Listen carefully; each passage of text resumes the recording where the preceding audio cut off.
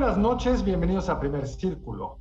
Uno de los temas que está cada vez más complejo es el tema de la migración, no solo a nivel mundial, sino específico en México, donde las disparidades de ingresos entre las Américas es muy fuerte, la gran demanda de crecimiento de empleo en Estados Unidos, y para México y Estados Unidos esto está siendo el tema más complicado hoy por hoy en la relación. Y para platicar de este tema, nos da mucho gusto tener en el programa nuevamente a Arturo Sarucán. Bienvenido, embajador.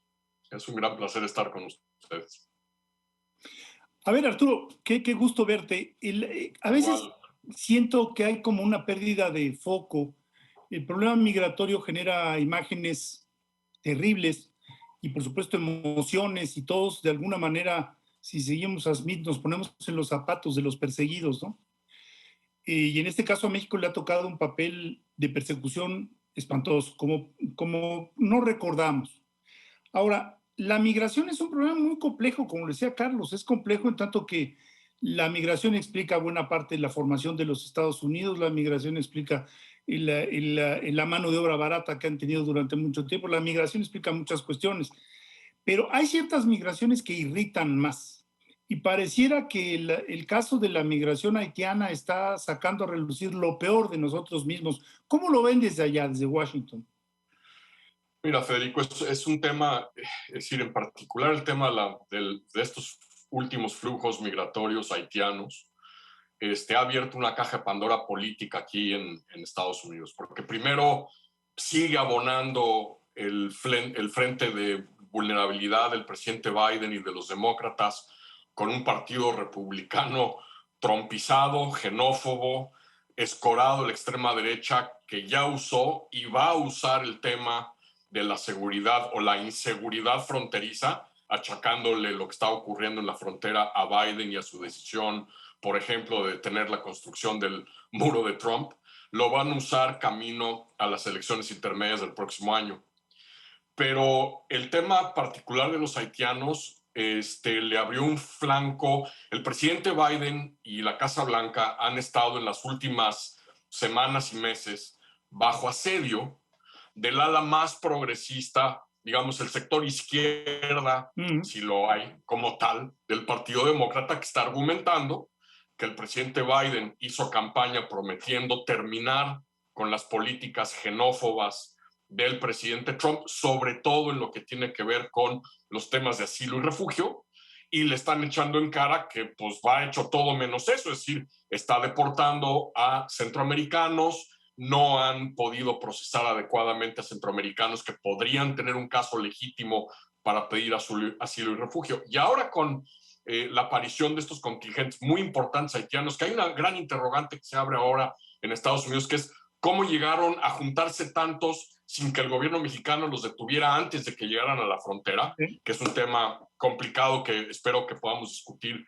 un poco más tarde. Este tema de los haitianos le ha abierto un flanco con un sector, con un bloque sociodemográfico fundamental para las fortunas políticas del Partido Demócrata, que es el voto afroamericano. ¿Por qué? Porque estos migrantes son negros y están siendo deportados a un país totalmente devastado por el terremoto, por un golpe militar, por el asesinato de un jefe del Ejecutivo, y de repente, Federico y Carlos, el presidente que tenía a las ONGs a favor de las ONGs que trabajan a favor de una reforma migratoria, en proteger los derechos de los migrantes, se le suma el bloque de congresistas del caucus afroamericano del Congreso, que en general no habían dicho mucha cosa con respecto a lo que estaba pasando en la frontera con México, y de repente le han incendiado la pradera al presidente. Esto en un contexto donde la agenda del presidente Biden era hacer una reforma migratoria, pero es imposible hacer una reforma migratoria en este contexto.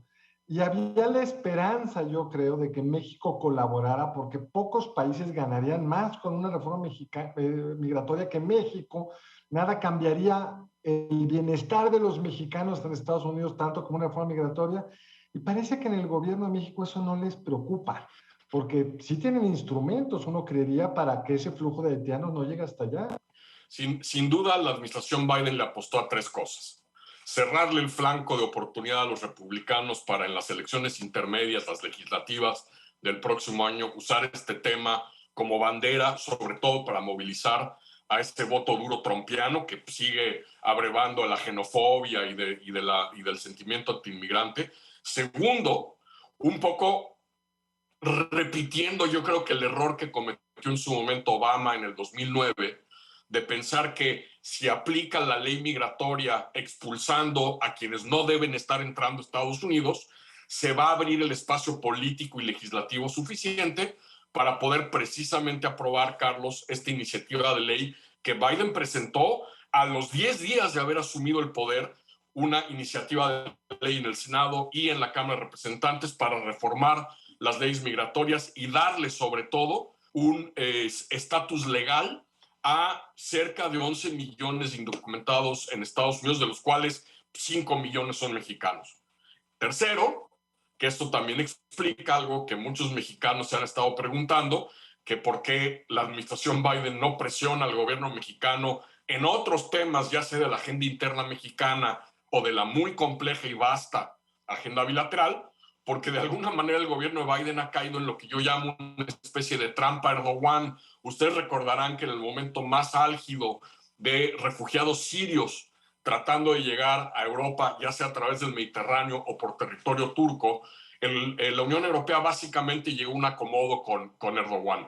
Tú nos ayudas a detener a los migrantes y nosotros chiflamos en la loma y vemos para otro lado con respecto a las crecientes erosiones a la democracia y a libertades en Turquía. De alguna manera la administración Biden ha caído en esta trampa también porque la instrucción del presidente Biden es no poner en jaque de ninguna manera la potencial cooperación mexicana para detener estos flujos, para poder, ya entrada en la recta camino a las elecciones intermedias del próximo año, poder argumentar frente a la opinión pública y frente a los republicanos que él ha logrado ya poner en orden la frontera con México. Ahora, esa ventana política que tiene el presidente López Obrador, que es el control o la gestión de estos refugiados, cuando cambie o si cambia, pues esos costos que no han querido pagar los Estados Unidos presionando en otros ámbitos, ¿se van a dar y en cuáles?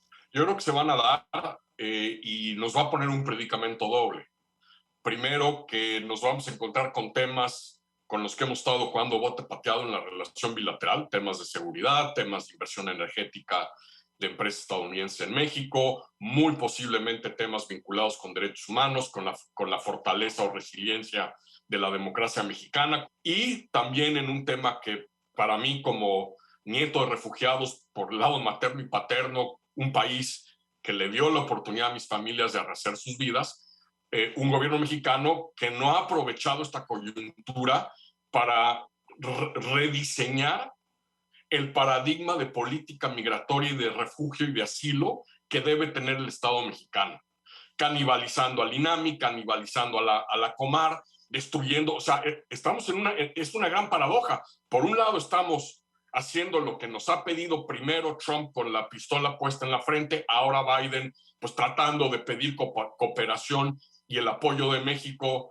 de maneras menos agresivas que lo que hizo Trump en su momento, y a la vez llevamos un gobierno mexicano que durante los últimos años ha destruido el aparato, los recursos, el personal de las dos agencias que tienen que... En atención política, ¿no? No les interesa.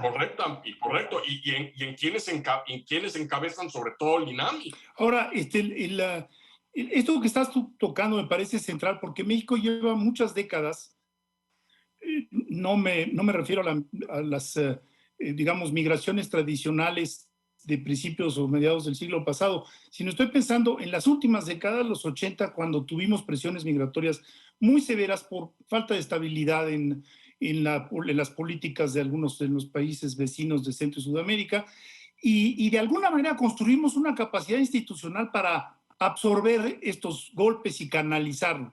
El caso de Haití no se ve que vaya a haber un cambio dramático que le permita a los haitianos regresar a su patria, a continuar con su vida. O sea, ¿por qué? Por lo que enumerabas tú, el asesinato de su presidente, la violencia en general, que es una bestialidad, la crisis económica. Y los impactos del cambio climático, Federico, está exacerbando esto en Haití, en Centroamérica, sobre todo, o sea, más allá de los temas económicos y de inseguridad en El Salvador y en Honduras, que ahí son importantes detonadores de la migración hacia territorio mexicano. Los efectos del cambio climático en todo el hemisferio están teniendo un brutal impacto en los flujos migratorios.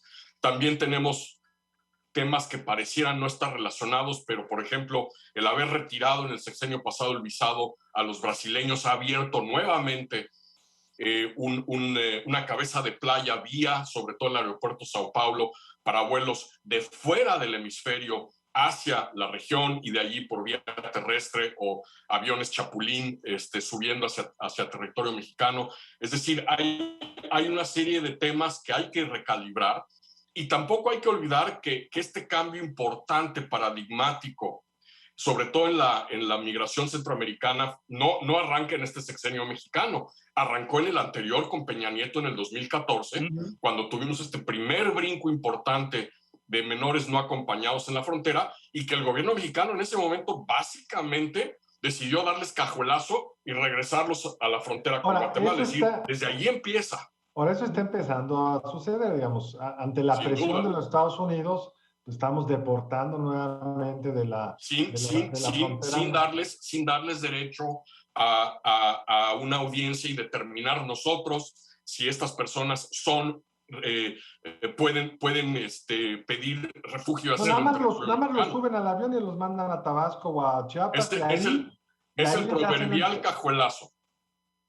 Y ahí les hacen ahí hacen el procedimiento. Si nos va bien, ahí hacen la entrevista, si nos va bien. O sea, México está, en muchos sentidos, violando sus propios compromisos con toda una serie de acuerdos internacionales, que es una de las críticas que muchas de las ONGs y las organizaciones internacionales multilaterales nos están formulando. Y lo peor de todo, ya tenemos que cerrar, Arturo, pero lo peor de todo es que esto le va a endurecer la política migratoria en Estados Unidos y eso nos va a traer muchos más problemas. Contra los propios mexicanos. O los propios mexicanos, por supuesto, que recordemos que la única inmigración que ven bien es a los europeos, todas las demás están condenadas.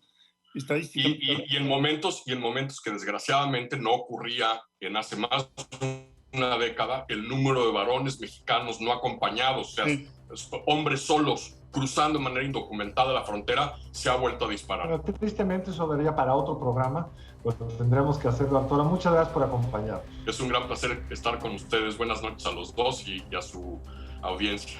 Mil gracias, Arturo. Qué gusto verte. Un gran abrazo, igualmente. Y a usted, muchas gracias por acompañarnos aquí en Primer Círculo. Nos vemos, mismo horario, lunes entrante. Buenas noches.